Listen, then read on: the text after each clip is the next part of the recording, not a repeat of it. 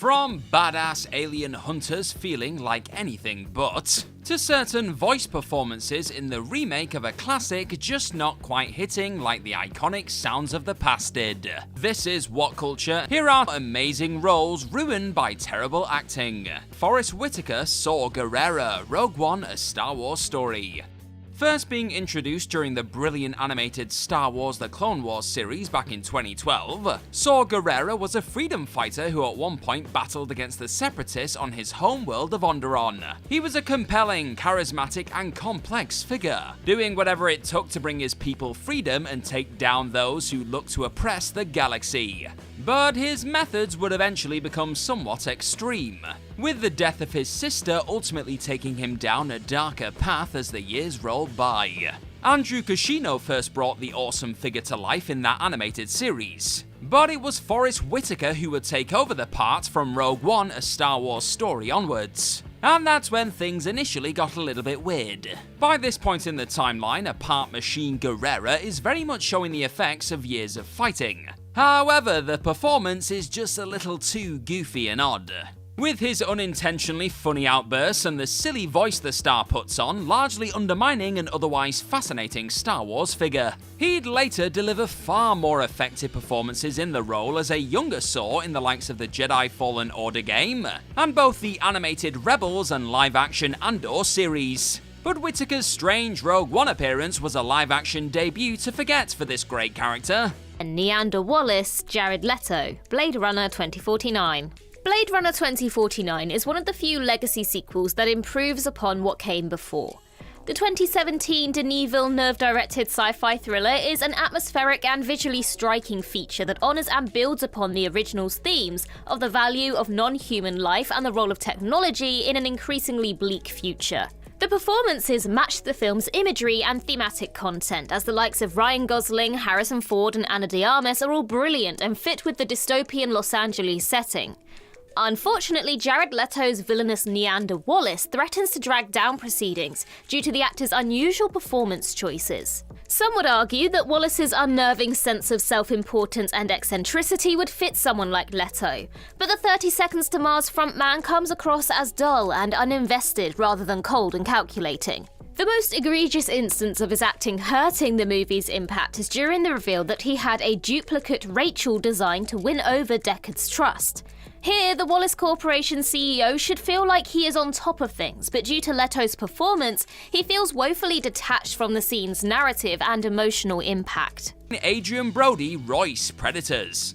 The decision to cast Adrian Brody in the role of Royce for threequel Predators was certainly a strange one. The US Special Operations Forces soldier turned mercenary definitely feels like the sort of person capable of leading this 2010 hunt, with the character being given many a gloriously cheesy one-liner and moment of thrilling action to unleash in the film, focusing on a bunch of killers chucked into a Predator game reserve. What could go wrong? It's just a shame then that Brody generally doesn't feel like the right fit for the part of grizzled, sweaty, alien-fighting soldier, with everything from the actor's lack of real physical presence to his jarring action hero voice sticking out like a sore thumb amidst the rest of the mostly well-cast and surprisingly stacked ensemble. Now, Brody has proven time and time again he possesses some serious acting chops, of course, producing exceptional and diverse work in the likes of The Pianist and The Grand Budapest Hotel over the years, but he just couldn't deliver in this sci-fi action world. And his weak impression of a tough guy predator killer here was anything but believable. The part itself certainly had potential to be a complicated badass though, and probably could have been precisely that in the hands of an actor better suited for this sort of action-heavy arena. Now I want to know, what is your favourite big screen alien of all time? Is it the Predator or something else? You let me know in the comment section down below. Balian, Orlando Bloom, Kingdom of Heaven. Just like with a handful of Ridley Scott's features, Kingdom of Heaven is significantly better in its director's cut. This extended edition of the epic historical feature expands on various narrative events, gives the battle scenes a more visceral feel, and ensures that character motivations and actions have better context behind them. However, for all of its improvements, the lengthier version of the 2005 film cannot account for Orlando Bloom's unconvincing performance as the Crusader Balian. Before this feature, Bloom had important yet ultimately supporting roles in the Lord of the Rings and Pirates of the Caribbean franchises, as well as another historical epic in Troy. Prior to its release, Kingdom of Heaven was his chance to prove his mettle as a leading man. Unfortunately, the actor was woefully miscast and lacked the grizzled charisma and screen presence to convincingly sell his character's battle-hardened nature and intensity. As a result, he was outshone by far more compelling performances from the likes of Jeremy Irons and Edward Norton, and never truly felt like a man capable of leading entire armies into war. Conor McGregor knocks Roadhouse. UFC star Conor McGregor is many things, but an actor simply is not one of them. And it's that fact which makes for one of the most perplexing performances to land on streaming services all year, with the MMA fighter bringing the unstable enforcer known as Knox to screens during the Amazon Prime remake of Roadhouse. It's a fairly basic part on paper. Knox is little more than an explosive physical obstacle for Jake Gyllenhaal's UFC fighter-turned-bouncer Dalton to overcome. But there was definitely still some silly fun to be had with a tatted-up wild dog of a henchman. With McGregor at this particular wheel, however, each scene involving Knox opening his bearded mouth makes you feel like your brain has just spent 5 minutes with the real-life fighter inside of an octagon. The line readings are jarring, his rigid physicality feels like something fresh out of a crap video game, and the rest of the poor cast are tasked with trying to sell Knox as the charismatic threat he looked like in the script. When it's time to throw down, the former double champ definitely brings it. But, and spoilers ahead, the rest of this awkward and cartoonish display was likely enough to leave no one wanting a return of the Mac. Mary Corleone, Sofia Coppola, The Godfather Part 3. In any other franchise, The Godfather Part 3 would have been a solid enough trilogy capper, but it had the misfortune of being the follow-up to two of the greatest filmmaking achievements in the medium. Good, unfortunately, cannot measure up to great, but despite this, the 1990 crime epic is still an impressive filmmaking endeavour. One thing that nearly every fan and critic agree upon is that Sofia Coppola's performance as Mary Corleone is easily the worst thing in the trilogy. Replacing Winona Ryder, who left due to health concerns, the future director's lack of acting chops and experience worked against her in the third Godfather picture, and she failed to capture Mary's naivety and innocence in a manner that was not grating and eye-rolling. In the younger Coppola's defense, The Godfather Part 3 was a hellish cinematic undertaking, and she was a last-minute replacement. But that still does not excuse her from not giving life to a potentially interesting foil to the criminal element of the Corleone family. Javier Bardem, King Triton, The Little Mermaid. As another entry on this list will also later highlight, trying to follow some of the tremendous work produced in some of Disney's most iconic animated pictures is a rather tall order. And while some actors certainly rose to the challenge and brilliantly added their own interesting flavour to a classic character, others weren't quite as successful during Disney's recent live-action remakes. Take Javier Bardem in last year's The Little Mermaid. The usually super reliable performer looked like an actor perfectly suited to the role of the fierce and strict but loving father of Ariel. But his version of King Triton in this underwater tale ultimately sank when all was said and done. Along with not possessing anywhere near the level of commanding energy as his animated counterpart, brilliantly voiced by Kenneth Mars, Bardem also doesn't really bring much emotional depth to the role either. It's just a bit of a bland nothing performance really, and one that most likely swiftly forgot about the second the credits began to roll. Bardem would at least follow this up with a far more compelling and memorable turn as Stilgar in Dune Part 2, but the fact one of the finest actors working today wasn't able to do something interesting with such an iconic Disney figure was a genuine shock. Rachel Dawes, Katie Holmes, Batman Begins. A notable number of cinephiles have criticised Christopher Nolan's handling of female characters in his movies. To be fair, there is some merit to this, as features such as The Dark Knight Rises, Tenet, and The Prestige lack compelling women figures. On the other hand, films such as Interstellar and The Dark Knight fare much better in this regard.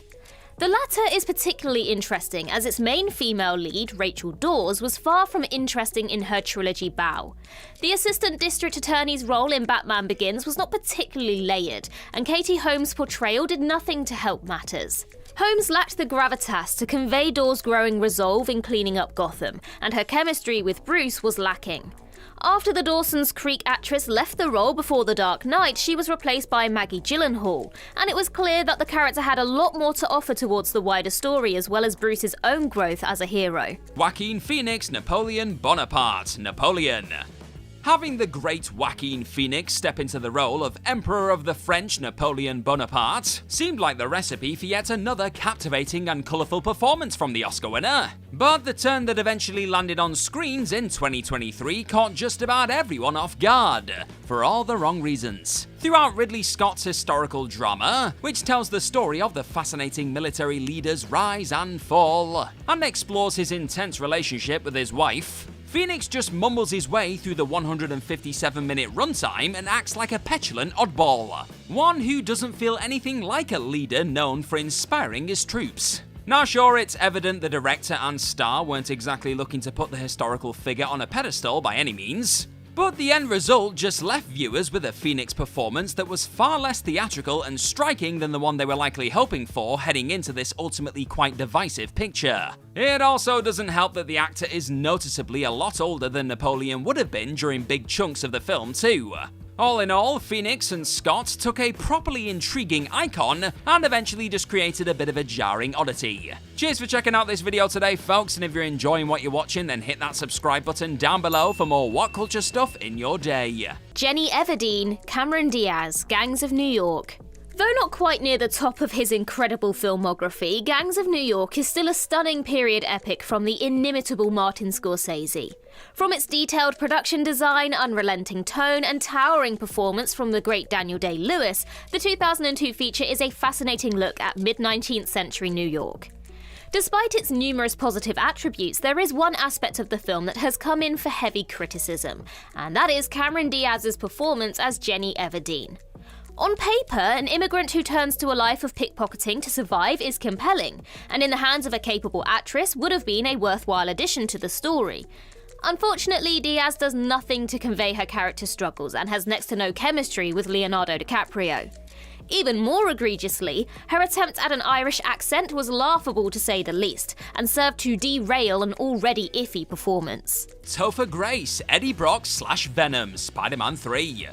The iconic web-slinger known as Spider-Man certainly isn't short in the awesome baddies department, is he? But arguably the coolest and most exciting of the lot is the symbiote ball of chaos by the name of Venom. With that alien eventually attaching itself to Eddie Brock and clashing with Peter Parker's webhead in the comics. Seeing the popularity of this awesome character, Avi Arad eventually requested for director Sam Raimi to push Venom as one of his third Spidey movie's key villains. However, what could have been a properly legendary live-action big-screen debut for the symbiote soon turned into a bit of a nightmare. The creepy look of the character itself wasn't exactly terrible, it must be said, and Venom's showdown with Spidey and Harry Osborn late on certainly has its occasionally thrilling moments. But there's just no getting away from the fact that Topher Grace was an odd call for the part of Brock, with the moments which require him to become a genuinely menacing or unsettling presence whenever his face peels out from the goo often falling flat. Again, it's not that Grace is a terrible actor,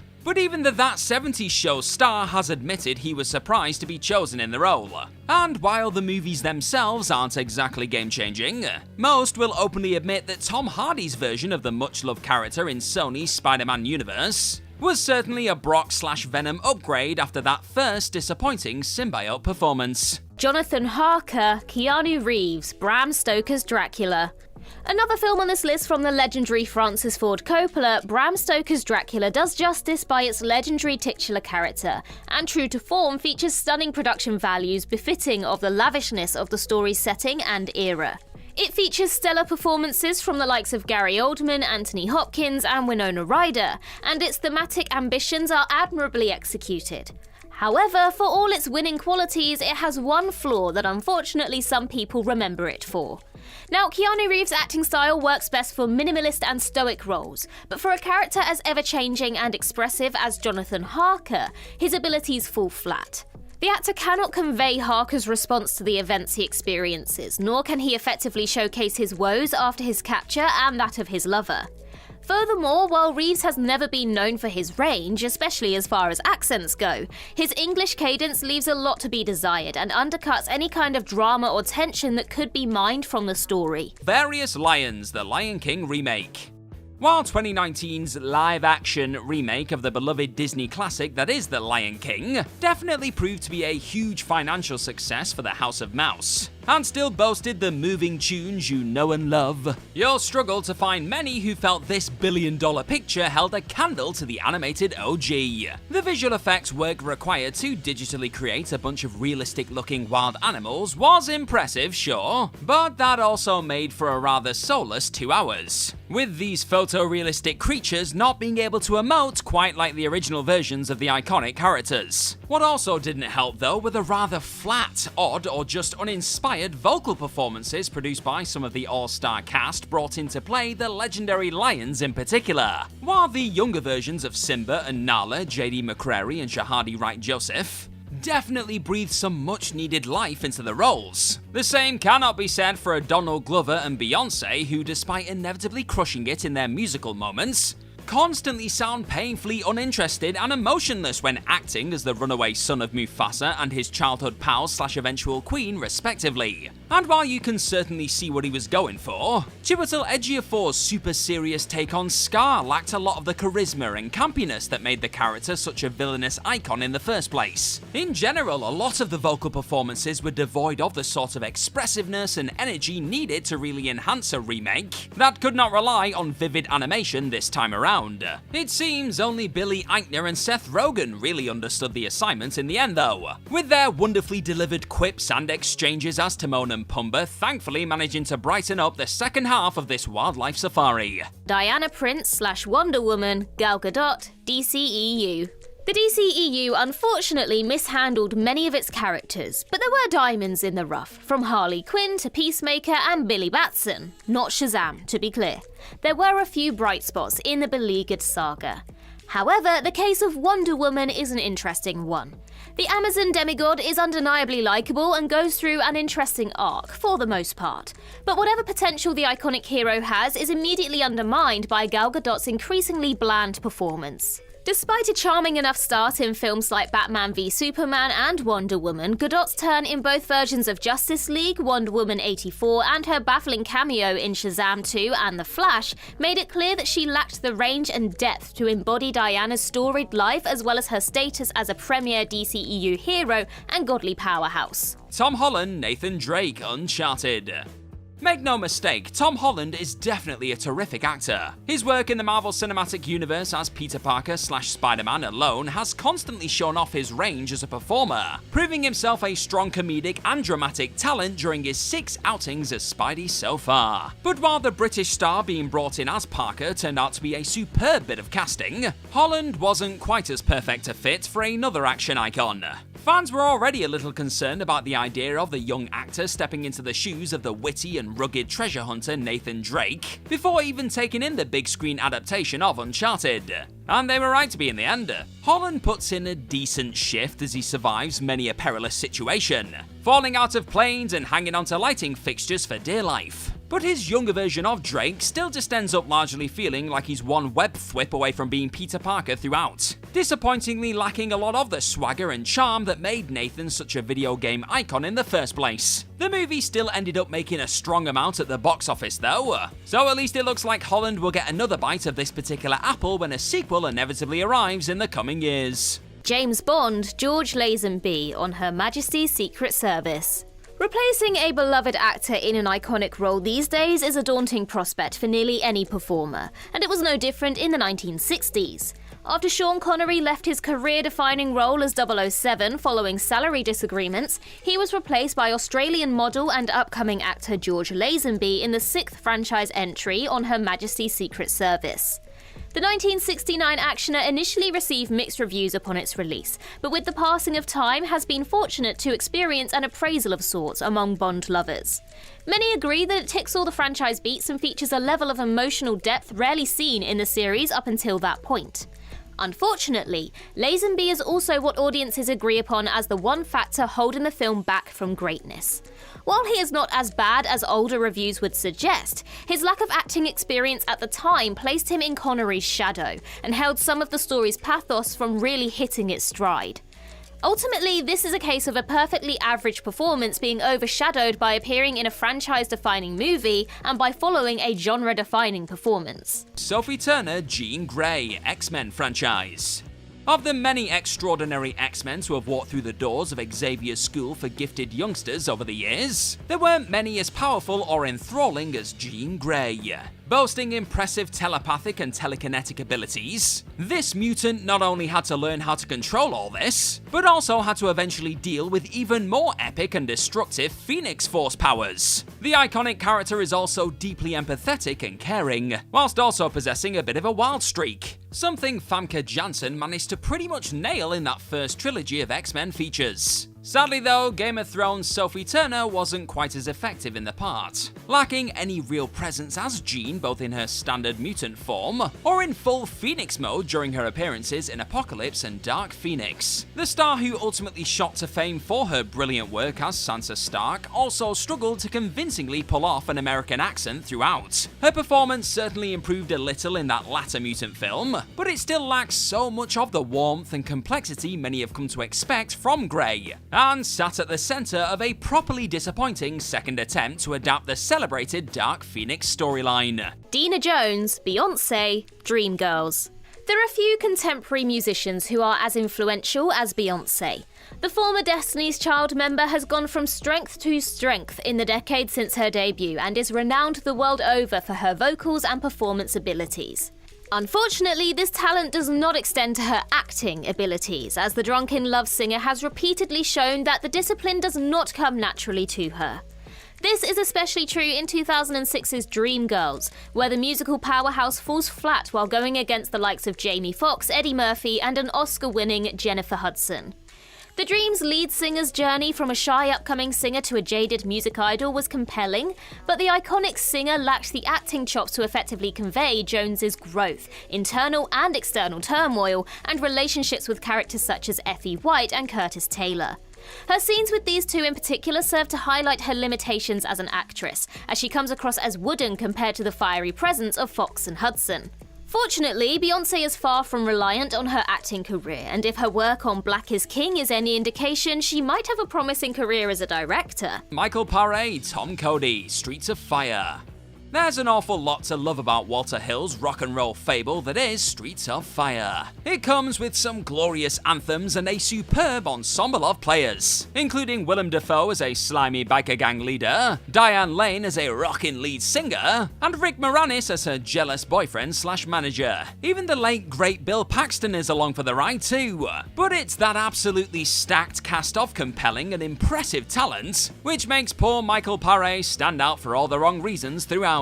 Despite being handed the chance to play an all-round badass with a heart of gold, one who can single-handedly whoop any human he comes into contact with, Paré's performance as ex-soldier Tom Cody, the bloke tasked with saving Ellen from the aforementioned biker gang, just feels incredibly lifeless whenever he opens his mouth. Apparently, Tom Cruise was in the running to play this cool-as-hell one-time love interest of Lane's Ellen Aim, and you could definitely see the effortlessly charismatic Top Gun icon nailing this sort of character, if he hadn't already agreed to use his talents elsewhere. So instead, the call was made to throw Paré into the awesome part, and the actor unfortunately just struggled to pump any sort of life into the guy, delivering some of the most monotonous, unmemorable line readings you'll ever hear, and often being outclassed by the rest of that aforementioned star-studded ensemble. It isn't all bad. I mean, Paré does admittedly have a decent screen presence, and occasionally shines when throwing down with various baddies. But it still feels like the weakest performance on show in this underrated gem of an 80s experience.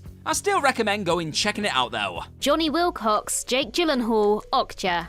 Bong Joon-ho's 2017 sci-fi adventure dramedy Okja is a stunning balancing act between various tones and ideas. Part body horror, part social commentary, and part heartwarming tale between a young girl and her unusual pet, the Netflix feature is another strong offering from the outstanding South Korean filmmaker. The performances are just as good as the material they were given to work with. However, one actor in the list took the eccentric nature of the story a bit too seriously, and as a result gave a resoundingly awful performance. Jake Gyllenhaal's deranged zoologist was supposed to be over the top and disconcerting, but the Nightcrawler actor is too all over the place to bring his character's tics, grating voice, and hyperactive persona into a believable whole. And while that may have been the point of the writing behind Wilcox, Gyllenhaal should have reined things in a bit to avoid being so distracting in an otherwise well-crafted picture.